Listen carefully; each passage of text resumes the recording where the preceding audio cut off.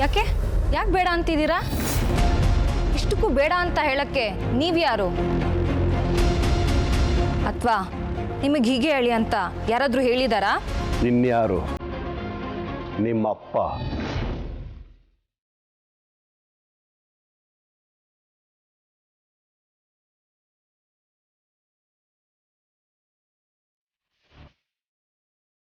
ಏನು ಹೇಳ್ತಾ ಇದ್ದೀರಾ? ಸತ್ಯನೇ ಹೇಳ್ತಾ ಇದ್ದೀನಿ. ನಂದೀಶ, ನನ್ನ ರೂಮಲ್ಲಿ ಟೇಬಲ್ ಮೇಲೆ ಲೆಟರ್ ಇದೆ, ತಗೊಂಡು ಬರೋಕು.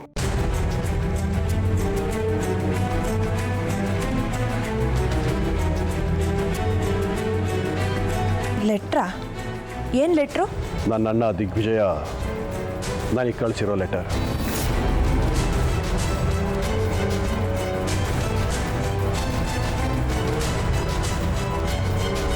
ಮುಂದೆ ಹೀಗಾಗಬಹುದು ಅಂತ ಅಂದ್ಕೊಂಡು ಈಗಲೇ ಇಂಥ ಒಂದು ಪ್ಲಾನ್ ಮಾಡಿದ್ದು ತುಂಬಾ ಒಳ್ಳೆಯದೇ ಆಯಿತು. ತ್ರಿಶೂಲ್ಗೆ ಕೊಡು, ಅವನೇ ಓದು.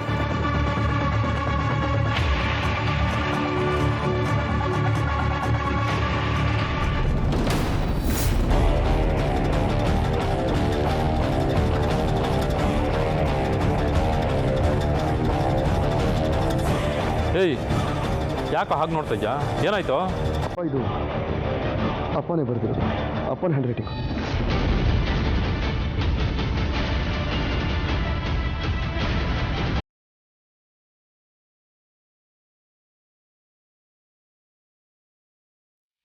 ಓಂ ಬಾಲಮಾಲಿನ್ಯೇ ನಮಃ, ರುಂಡಮಾಲಿನ್ಯೇ ನಮಃ, ರಕ್ತಾಭಿಷೇಕ ಪ್ರಿಯೇ ನಮಃ, ಓಂ ರಕ್ತೇಶ್ವರಿಯೇ ನಮಃ, ಓಂ ಮಹಾ ಭಯಂಕರ ರೂಪಿಣ್ಯೇ ನಮಃ. ನಿನ್ನ ಆಶೀರ್ವಾದ ಬಲದಿಂದ ಸಕಲ ಸಿದ್ಧಿ ಬುದ್ಧಿಗಳನ್ನು ಕಲಿತೆ. ವಾಮಾಚಾರದ ಸಾಧನೆ ಎಂದರೆ ನಾಗಮಣಿಯನ್ನು ವಶಪಡಿಸಿಕೊಳ್ಳುವುದು, ಅದರಿಂದ ಮಹಾ ಮೃತ್ಯುಂಜಯನಾಗಿ ಉಳಿಯುವುದು. ಬ್ರಹ್ಮ ಸೃಷ್ಟಿಯ ಸಕಲ ಲೋಕಗಳಲ್ಲೂ ನಾಗಮಣಿಗಾಗಿ ರಕ್ತದ ಹೊಳೆಯೇ ಹರಿದಿದೆ. ಅಂತಹ ತೇಜೋಮಣಿ ಮೋಹಮಣಿ ನನ್ನ ಪಾಲಿಗೆ ಬರಲು ನಿನ್ನ ಆಶೀರ್ವಾದ ಬೇಕು. ಮಹಾಮೇರುವಿನ ಜಾತ್ರೆಯ ದಿನ ನಾಗಶಕ್ತಿಗಳು ಸ್ತಂಭನ ಶಾಪಕ್ಕೆ ಒಳಪಟ್ಟಿರುವ ಸಮಯದಲ್ಲಿ ಅದರ ಶಕ್ತಿಗಳು ಕ್ಷೀಣವಾಗಿರುವಾಗ ಅದನ್ನು ನನ್ನದಾಗಿಸಿಕೊಳ್ಳಬೇಕು. ನನ್ನ ಮುಂದಿನ 24 ಗಂಟೆಗಳು ನನ್ನ ಪಾಲಿಗೆ ಸುವರ್ಣಾವಕಾಶ. ನಾಗಮಣಿಯನ್ನು ಪಡೆದುಕೊಂಡು ಚಿರಂಜೀವಿಯಾಗಿ ನಿನ್ನ ಸೇವೆಯನ್ನು ಮಾಡಲು ನನಗೆ ಹರಸುತ್ತಾಯೇ, ಹರಸು. ಓಂ ಜ್ವಾಲಮಾಲಿನಿ.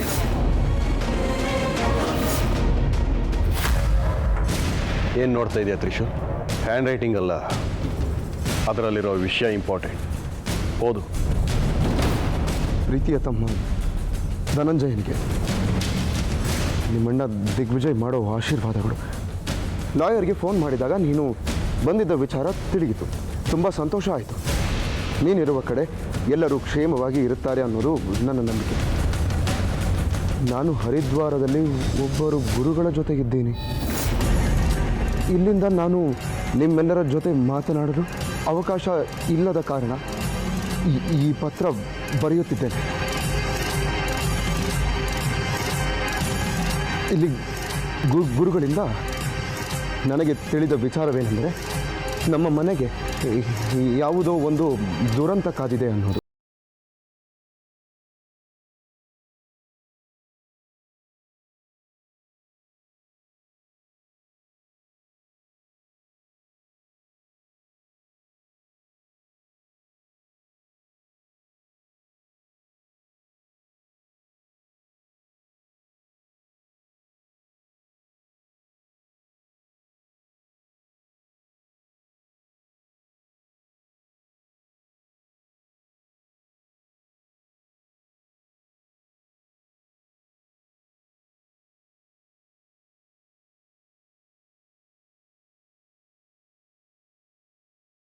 ವಾಪಸ್ ಬರ್ತಾ ಇದ್ದೀನಿ.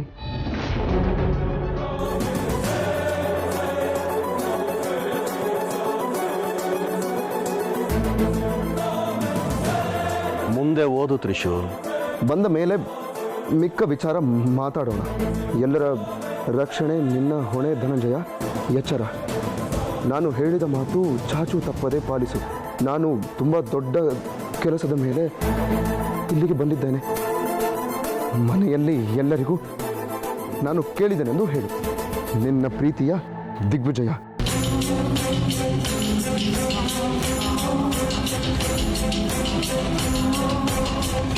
ಇಲ್ಲ, ಯಾರೋ ಉದ್ದೇಶಪೂರ್ವಕವಾಗಿ ಮಾಡಿರೋ ಪ್ಲಾನ್. ಅದು ಅಪ್ಪ ಬರ್ದಿಲ್ಲ.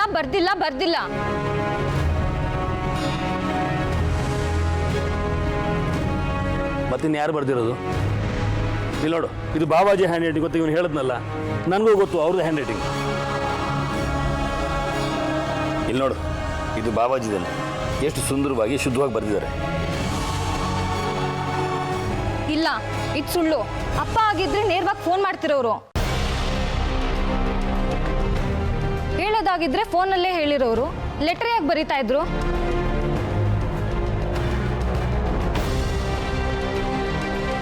ನಾನು ಅದನ್ನೇ ಯೋಚನೆ ಮಾಡ್ತಾ ಇದ್ದೆ. ನಮಗೊಂದು ಫೋನು ಮಾಡಲಿಲ್ಲ. ಮುಖ್ಯವಾದ ವಿಚಾರನ ನಮ್ಮ ಹತ್ರನೇ ಮಾತಾಡ್ಬೋದಿತ್ತಲ್ವಾ?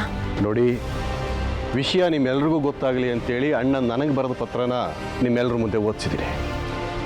ಇಷ್ಟು ಬಿಟ್ಟು ನನಗೇನು ಗೊತ್ತಿಲ್ಲ. ಇನ್ನು ನಿರ್ಧಾರ ನಿಮಗೆ ಬಿಟ್ಟಿರೋದು. ಫೋನ್ ಮಾಡೋಕ್ಕಾಗೋದಿಲ್ಲ, ಅವಕಾಶ ಇಲ್ಲ ಅಂತಲೂ ಹೇಳಿದ್ದಾನೆ. ಹಾಗಿದ್ದಾಗ ನೀವು ಹೋಗಲಿ, ಯಾವುದಾದ್ರು ನಂಬರ್ ಕೊಟ್ಟಿದ್ದಾನ. ಹಾಗೇನಾದ್ರು ಇದ್ದಿದ್ರೆ ನಾವೇ ನೇರವಾಗಿ ಕಾಂಟ್ಯಾಕ್ಟ್ ಮಾಡಬಹುದಾಗಿತ್ತು. ಆ ಬರವಣಿಗೆನಲ್ಲಾಗಲಿ ಸಿಗ್ನೇಚರಲ್ಲಾಗಲಿ ಏನಾದ್ರು ಚೇಂಜಸ್ ಇದೆಯಾ? ಇಲ್ಲ ತಾನೇ? ನಂದೀಶ, ನೀನು ಒಂದ್ಸರಿ ನೋಡಿ ಹೇಳು. ಅಣ್ಣನ ಬಗ್ಗೆ ನಿನಗೂ ಗೊತ್ತಲ್ಲೋ. ಕೊಡ ಮರೇನು. ಅರೆ, ಇದು ಯಜಮಾನ್ರದ್ದು ಸಹಿ, ಅವ್ರದ್ದೇ ಬರ.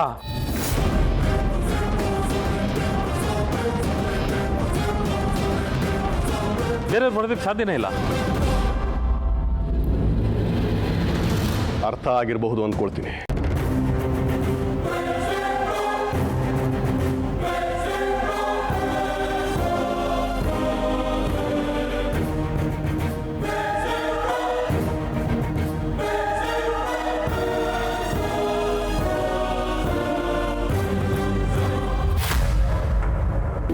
ತಪ್ಪು ಮಾಡ್ಬಿಟ್ಟೆ ನೀನು.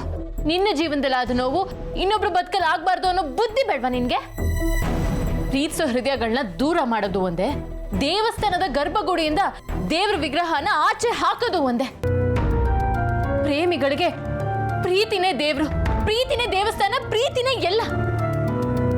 ನಿಮ್ಮ ಮನೇಲಿ ಎಲ್ಲರೂ ನಿಮ್ಮಪ್ಪ ಹಾಗೆ, ನಿಮ್ಮಪ್ಪ ಹೀಗೆ, ಅದು ಇದು ಅಂತ ಹೆವಿ ಬಿಲ್ಡಪ್ ಕೊಡ್ತಾ ಇದ್ರು. ಆದ್ರೆ ನಿಮ್ಮಪ್ಪ ಒಂದು ಸಿಲ್ಲಿ ಲೆಟರ್ ಹಾಕ್ಬಿಟ್ಟು ಡಿಸಿಷನ್ ತಗೊಂಡ್ಬಿಟ್ಟಿದ್ದಾರೆ. ನಿನಗೆ ಇದು ಕಾಮಿಡಿ ಅನ್ಸ್ತಾ ಅಲ್ವಾ?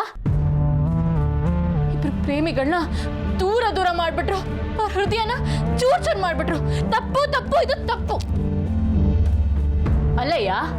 ಈ ಮನೆ ಮಗ ಆಗಿ ಅದ್ರ ಬಗ್ಗೆ ಒಂದ್ಸಲಿನಾದ್ರೂ ಕೇಳ್ಬೇಕು ಅಂತ ನಿನ್ಗೆ ಅನ್ಸಿಲ್ವಾ? ಅಪ್ಪ ಇದುವರೆಗೂ ಏನೇ ಮಾಡಿದ್ರು ಎಲ್ಲದಕ್ಕೂ ಒಂದು ಕಾರಣ ಇದೆ. ಸುಮ್ಮನೆ ಯಾವುದೇ ನಿರ್ಧಾರಗಳನ್ನು ಅಪ್ಪ ತಗೊಂಡಿಲ್ಲ ಇದುವರೆಗೂ. ಬಿಡಯ್ಯ, ಪ್ರೀತಿ ವಿಷಯಕ್ಕೆ ಬಂದ್ರೆ ಸಾಕು, ಅಪ್ಪ ಅನ್ನೋರು ವಿಲನ್ ಆಗಿ ಟರ್ನ್ ಆಗ್ಬಿಡ್ತಾರೆ. ನಮ್ಮ ಸುರಸುಂದರಾಂಗ ನಾಟಕದಲ್ಲೂ ಅಷ್ಟೇ, ಅಪ್ಪ ಅನ್ನೇ ವಿಲನ್. ಹೀರೋ ಹೀರೋಯಿನ್ ಇಬ್ರು ಲವ್ ಮಾಡಿರ್ತಾರೆ ಅಂತ ಅವ್ರಿಬ್ರು ತುಂಡಾಗಿ ಕತ್ತರಿಸ್ಬಿಡ್ತಾನೆ. ಎಲ್ಲ ಅಪ್ಪಂದಿರು ಕೆಟ್ಟವ್ರೆ. ಅಪ್ಪಂದ್ರಲ್ಲೂ ಕೆಟ್ಟವ್ರು ಇರ್ತಾರೆ, ಆದ್ರೆ ಎಲ್ಲ ಅಪ್ಪಂದ್ರು ಕೆಟ್ಟವ್ರಲ್ಲ. ಆದ್ರೆ ನಿಮ್ಮಪ್ಪ ಕೆಟ್ಟವ್ರೆ, ಅದ್ರ ಬಗ್ಗೆ ಅನುಮಾನನೇ ಬೇಡ. ನೀನು ಅವ್ರನ್ನ ನೋಡೇ ಇಲ್ಲ, ಮತ್ತು ಅವ್ರ ಬಗ್ಗೆ ಏನೇನು ಊಹಿಸ್ಕೊಂಡು ಹೇಗೆ ಹೇಳಕ್ ಸಾಧ್ಯ? ಏಯ್ ಜೀರೋ, ಕಾಲನೇ ಮನುಷ್ಯರಿಗೆ ಪಾಠ ಕಲ್ಸತ್ತಂತೆ, ಅದನ್ನ ಮರಿದೆ ಮುಂದೆ ಹೋಗೋರೆ ಬದುಕೋದು. ನಿನಗೆ ಅನುಭವ ಪಾಠ ಕಲ್ಸೇ ಇಲ್ವಾ? ಯಾವ ಅನುಭವ? ಅಲ್ಲ, ನಿನ್ ಮುಖ ನೋಡಿದ್ರೆ ಎಲ್ಲ ವಿಷಯದಲ್ಲೂ ನೀನ್ ಎಕ್ಸ್ಪೀರಿಯನ್ಸ್ಡ್ ಅನ್ಸುತ್ತೆ. ಸುಮ್ಮನೆ ನಿಮ್ಮ ಅಪ್ಪನ ಮಾತು ಕಟ್ಕೊಂಡು ನಿನ್ ತಂಗಿ ಬದುಕನ್ನ ಹಾಳು ಮಾಡಬೇಡ. ನೋಡು, ನಾವಿಬ್ರು ಮುಂದೆ ನಿಂತು ಅವ್ರಿಬ್ರು ಮದುವೆ ಮಾಡ್ಸೋಣ. ಅಣ್ಣ ಅತ್ತಿಗೆ ಆಗಿ ನಮ್ಮಿಬ್ರು ಜವಾಬ್ದಾರಿ ಅದು.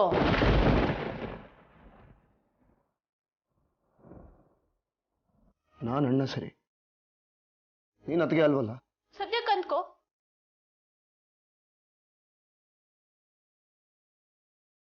ಇಲ್ಲ ಶೈಲು, ಕೆಲವು ಸಲ ಅನ್ಕೊಂಡಿದ್ದಲ್ಲ ಆಗೋದಿಲ್ಲ. ಕೆಲವು ಸಲ ಅಂದ್ಕೊಂಡಿದ್ದು ಆಗುತ್ತೆ, ಅಂದ್ಕೊಳ್ದೇ ಇರೋದು ಆಗುತ್ತೆ. ಈಗ ಎಕ್ಸಾಂಪಲ್ಗೆ ನಾನೇ ಇಲ್ವಾ? ನೋಡು ಜಿರೋ, ನನ್ನ ಮಾತು ಕೇಳು, ನಾವಿಬ್ರು ಸೇರಿ ಅವ್ರ ಮದ್ವೆ ಮಾಡಿಸ್ಬೇಡ. ಪುಣ್ಯ ಬರುತ್ತೆ ಕಣಯ್ಯ.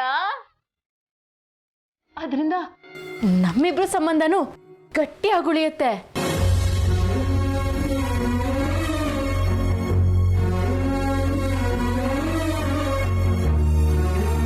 ನಮ್ಮದು ಗಟ್ಟಿಯಾಗಬೇಕಾಗಿರೋ ಸಂಬಂಧ ಅಲ್ಲ, ಬಿಟ್ಟೋಗ್ಬೇಕಾಗಿರೋ ಸಂಬಂಧ, ಮರಿಬೇಡ.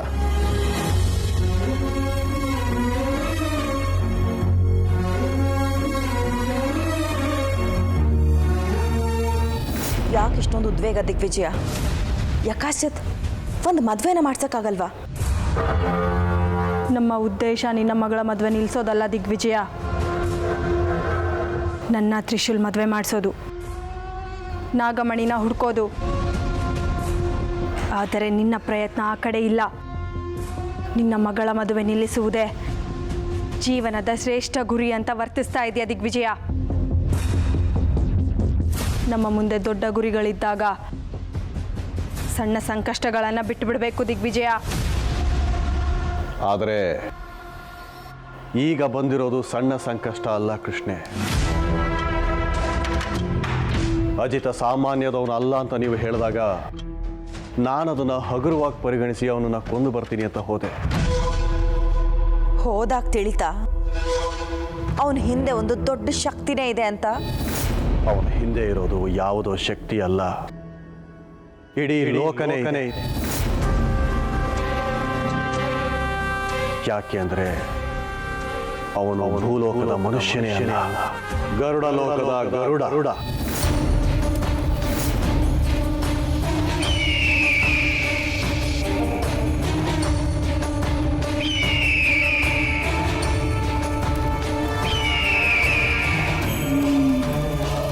ಏನು ಹೇಳ್ತಿದ್ದೆ ದಿಗ್ವಿಜಯ? ಕಣ್ಣಾರೆ ಕಂಡ ಸತ್ಯನೇ ಹೇಳ್ತಾ ಇದ್ದೀನಿ. ಸತ್ತವನು ನನ್ನ ಕಣ್ಣು ಮುಂದೆನೇ ಎದ್ದು ಬಂದಲ್ಲ, ಅದನ್ನು ಹೇಳ್ತಾ ಇದ್ದೀನಿ. ನೀನು ಯಾವಾಗ ನಾಗಮಣಿಯನ್ನು ಅಪಹರಿಸಿಕೊಂಡು ಬಂದೆಯೋ ಆ ಮರುಕ್ಷಣದಿಂದ ಇವರು ನಿನ್ನ ಬಳಿ ಇರುವ ನಾಗಮಣಿಯನ್ನು ಹುಡುಕುತ್ತಿದ್ದಾರೆ.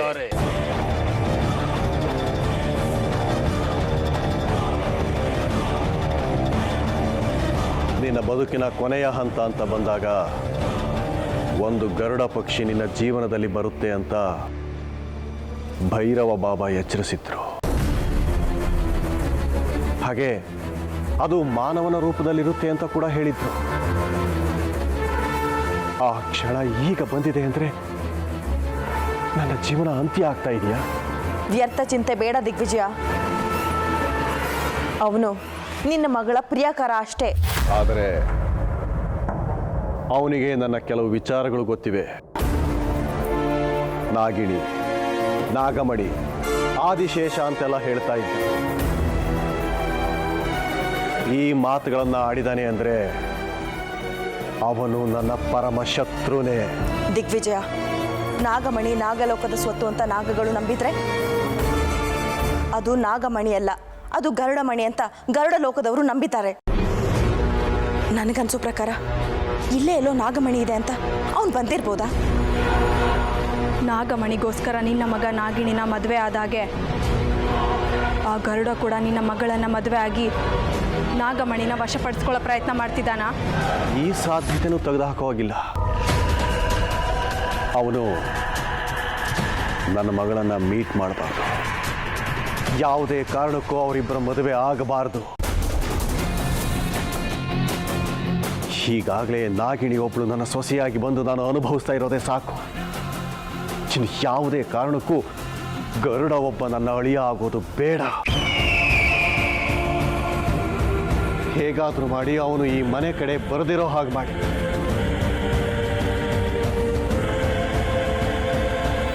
ಓಂ ಮಹಾಶಕ್ತಾಯ ನಮಃ. ಓಂ ಪಿಂಗಳಾಕ್ಷಾಯ ನಮಃ. ಓಂ ನೀಲನೇತ್ರಾಯ ನಮಃ. ಓಂ ನೀಲಕೇಶಾಯ ನಮಃ. ಓಂ ಗರುಡಹಂತಕಾಯ ನಮಃ.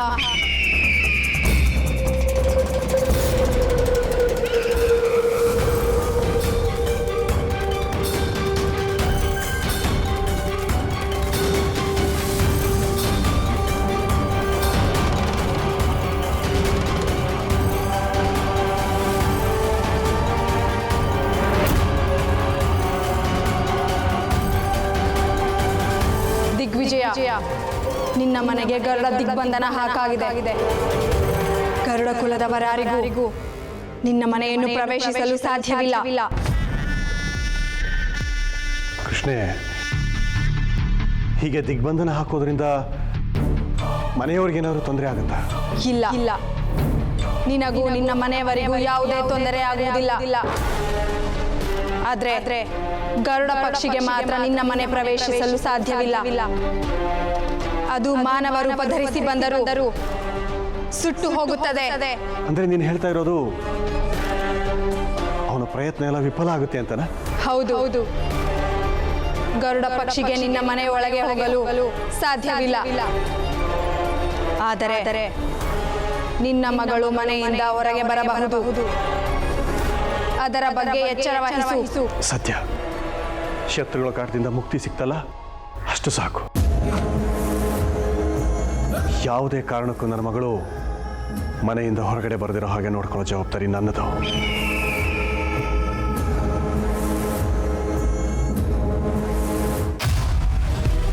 ರೀನಾನ ಹೇಳ್ಕೊಂಡು ಹೋಗಿದ್ದೆ ಅವ್ರ ಚಿಕ್ಕಪ್ಪಗೆ ನನ್ನ ಅಸಲಿ ರೂಪ ಗೊತ್ತಾಗಿದೆ. ರೀನಾ ಗೊತ್ತಾದರೆ ತೊಂದರೆ ಇಲ್ಲ, ಆದರೆ ಅವ್ರ ಮನೆಯವ್ರಿಗೆ ಗೊತ್ತಾಗಬಾರ್ದು. ನಮ್ಮಿಬ್ಬರನ್ನ ಮದುವೆ ಆಗೋಕೆ ಬಿಡಲ್ಲ. ಆದಷ್ಟು ಬೇಗ ರೀನಾನ ಮನೆಯಿಂದ ಕರ್ಕೊಂಡು ಹೋಗ್ಬೇಕು.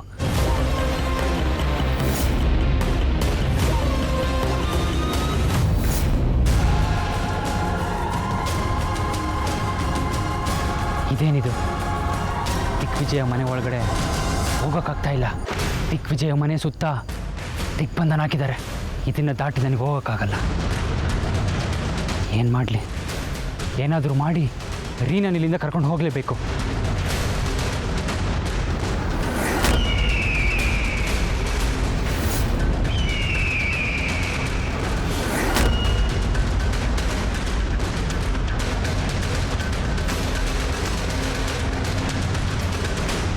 ಯಾರೋ ನಾನು ಮನೆ ಹತ್ರ ಹೋಗದೆ ಇರೋ ಥರ ದಿಗ್ಬಂಧನ ಹಾಕಿದ್ದಾರೆ. ಇದನ್ನು ಹೇಗೆ ಭೇದಿಸೋದು? ನಾಗಮಣಿ ಮಹಾಶಕ್ತಿ ದಿಗ್ವಿಜಯ ಮನೆಯಲ್ಲಿ ಇಲ್ಲದ ಕಾರಣ ರೀನಾ ಮಾತಿಗೆ ಯಾವುದೇ ಬೆಲೆ ಇಲ್ಲ. ಮನೆಯಲ್ಲಿ ದಿಗ್ಬಂಧನ ಹಾಕಿದ್ದಾರೆ. ನಮಗೆ ಮುಂದುವರೆಗೆ ಸಾಧ್ಯವಾಗ್ತಿಲ್ಲ. ದಿಗ್ವಿಜಯ ಬಂದರೆ ಮಾತ್ರ ಎಲ್ಲ ಸಮಸ್ಯೆಗಳಿಗೆ ಪರಿಹಾರ ಸಿಗುತ್ತೆ. ಮಹಾಶಕ್ತಿ ದಯವಿಟ್ಟು ದಿಗ್ವಿಜಯ ದಾರಿ ತೋರಿಸು. ದಿಗ್ವಿಜಯ ಬಂದರೆ ಮಾತ್ರ ನಮ್ಮ ಕಷ್ಟಗಳು ಪರಿಹಾರ ಆಗುತ್ತೆ. ದಯಮಾಡಿ ದಾರಿ ತೋರಿಸು ಮಹಾಶಕ್ತಿ.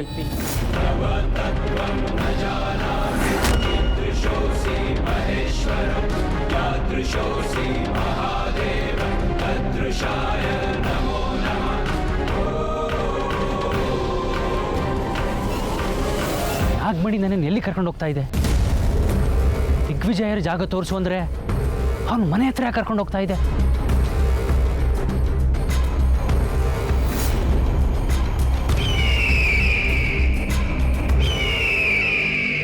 ದಿಗ್ವಿಜಯ ಕಾಣಿಸ್ತಾ ಇಲ್ಲ, ಆದರೆ ನಾಗಮಣಿ ಅವ್ರ ಮನೆ ಕರ್ಕೊಂಡ್ಬಂದಿದೆ. ದಿಗ್ವಿಜಯ ಇಲ್ಲಿರೋಕ್ಕೆ ಸಾಧ್ಯನಾ?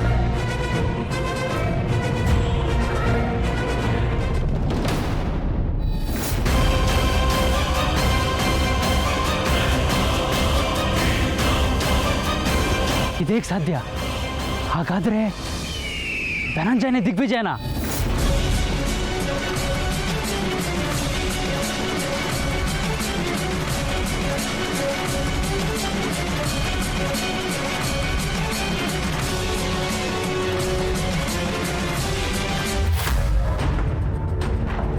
ತಪ್ಪ ಅದಕ್ಕೆ?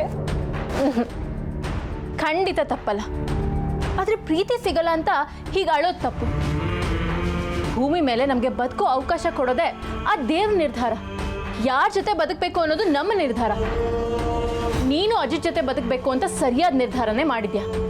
ಅಂದಮೇಲೆ ಯಾಕೆ ಕಣ್ಣೀರು? ನೀವು ಸರಿ ಅಂತಿದ್ದೀರಾ, ಆದರೆ ಮನೆಯವರೆಲ್ಲ ತಪ್ಪು ಅಂತಿದ್ದಾರೆ. ಅಜಿತ್ ಜೊತೆ ಬದುಕಬೇಕಾಗಿರೋದು ನೀನಾ ಅಥವಾ ಮನೆಯವರ? ಅಳಬೇಡ. ಅಳೋದು ಬಿಟ್ಟು ನಾನು ಏನು ಮಾಡಲಿ? ನನಗಿಲ್ಲಿ ಕೂಡ ಹಾಕಿದಾರಲ್ಲ. ಪ್ರೀತಿಗೆ ಎಲ್ಲ ಗೋಡೆಗಳನ್ನ ಹೊಡೆದಾಕೋ ಶಕ್ತಿ ಇದೆ. ನಿಂದು ಪಕ್ಕ ಲವ್ ಅಲ್ವಾ? Don't worry, ನಾನಿಲ್ವಾ? ನಾನ್ ನಿಂತು ನಿಮ್ಮಿಬ್ರು ಮದ್ವೆ ಮಾಡಿಸ್ತೀನಿ. ಅಲ್ಲ ಅಂತ ಕೂತ್ರೆ ಇಲ್ಲ ಅನ್ನೋವರೆಗೂ ಬುದ್ಧಿ ಬರಲ್ಲ. ನಡಿ ಮೊದಲು ಇಲ್ಲಿಂದ ಹೋಗೋಣ. ಈಗ್ಲಾ? ಅಯ್ಯೋ ಈಗ್ಲಾ ನಾಳೆನಾ ಅಂತ ಕೂತ್ಕೊಂಡ್ರೆ ಕಾಲ ಮೀರಿ ಹೋಗುತ್ತೆ ಅಷ್ಟೆ. ನನ್ನ ಮಾತು ಕೇಳು, ಯಾಕೋ ನನಗೆ ನೀವಿಬ್ರು ಒಂದಾಗಬೇಕು ಅಂತ ಅನಿಸ್ತಾ ಇದೆ. ನಂಬಿಕೆ ಬರ್ತಿಲ್ವಾ? ಏನು ಮಾಡೋದು? ಹಾ, ಪ್ರಾಮಿಸ್, ನಿನ್ನ ಮೇಲೆ ಆಣೆಗೂ ನಾನೇ ನಿಂತು ನಿಮ್ಮಿಬ್ರು ಮದುವೆ ಮಾಡಿಸ್ತೀನಿ, ಸರಿನಾ? ಎಲ್ಲರೂ ಕಣ್ ತಪ್ಸಾದ್ರೂ ನಿನ್ನ ಕುತ್ತಿಗೆಗೆ ತಾಳಿ ಕಟ್ಟಿಸ್ತೀನಿ.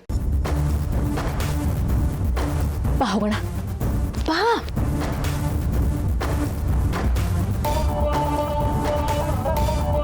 ಬಾ.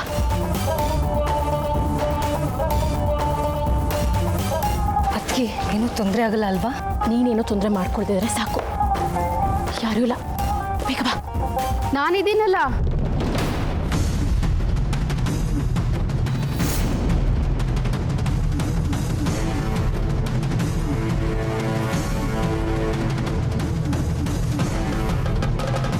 ಓಹೋ ಸುಜಾತ, ನೀನಾ? ನೀನು ಇಷ್ಟೊತ್ತಲ್ಲಿ ಇಲ್ಲೇನು ಮಾಡ್ತಿದ್ಯಾ? ನೀವೇನು ಇಷ್ಟೊತ್ತಲ್ಲಿ?